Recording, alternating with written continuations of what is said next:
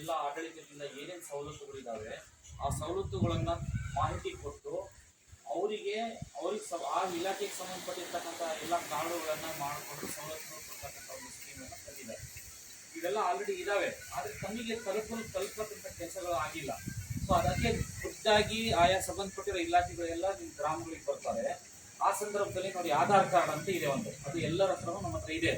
ಆದ್ರೆ ಆಧಾರ್ ಕಾರ್ಡ್ ಇನ್ನ ಮಾಡಿಸದೇ ಇರೋ ಕುಟುಂಬಗಳು ಇದ್ರೆ ನಾವು ಚಿತ್ರದುರ್ಗಕ್ಕೆ ಓಡಾಡಿ ಅಲ್ಲಿ ಓಡಾಡಿ ಮಾಡ್ಸೋದಿನ ಅವಶ್ಯಕತೆ ಇಲ್ಲ. ಇಲ್ಲೇ ಖುದ್ದಾಗಿ ಬರ್ತಾರೆ, ಅವ್ರು ಇಲ್ಲೇ ನಿಮಗೆ ಯಾವ ಕುಟುಂಬಕ್ಕಿಲ್ಲ ಅವ್ರು ಮಾಡಿಸ್ಕೊಡ್ತಾರೆ.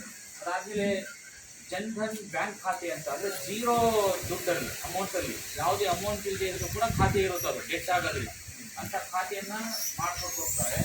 ಅದಾದ್ಮೇಲೆ ಆಯುಷ್ಮಾನ್ ಕಾರ್ಡ್ ಅಂದ್ರೆ ಆರೋಗ್ಯಕ್ಕೆ ಸಂಬಂಧಪಟ್ಟಂಗೆ ಪ್ರತಿಯೊಬ್ಬರಿಗೂ ಒಂದೊಂದು ಕಾರ್ಡ್ ಇರುತ್ತೆ.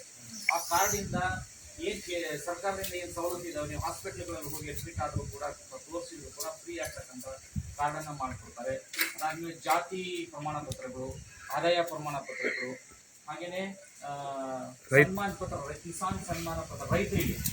ಉದಾಹರಣೆಗೆ ನಾವು ಹೊಲಗಳು ಇರ್ತವೆ, ಆದರೆ ಮಳೆ ಆಗೋದಿಲ್ಲ ನಮ್ಮ ಭಾಗದಲ್ಲಿ, ಅಲ್ಲಿ ಯಾವುದೇ ರೀತಿಯ ಸರ್ಕಾರದಿಂದ ಅನುದಾನಗಳು ಬರ್ತಕ್ಕಂಥವರಿಗೆ ತಲುಪ್ತಕ್ಕಂಥ ಕೆಲಸ ಮಾಡಲಿಕ್ಕೆ ಆ ಕಿಸಾನ್ ಕಾರ್ಡನ್ನು ಕೊಡ್ತಾರೆ ಮತ್ತು ಇನ್ಶೂರೆನ್ಸ್ಗಳನ್ನು ಮಾಡಿಸಿ ರೈತರಿಗೆ ಸವಲತ್ತುಗಳನ್ನು ಕೊಡ್ತಕ್ಕಂಥ ಕೆಲಸ ಮಾಡ್ತಾರೆ.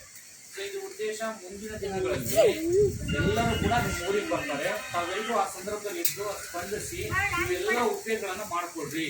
ಒಂದ್ಸರ್ತಿ ನೀವೆಲ್ಲ ಕಾರ್ಡುಗಳನ್ನು ಮಾಡ್ಕೊಂಡ್ರೆ ನೀವೆಲ್ಲ ಬೇಕಾದ್ರೂ ನೀವು ಅದನ್ನು ಉಪಯೋಗಿಸ್ಬೋದು ಅಂತ.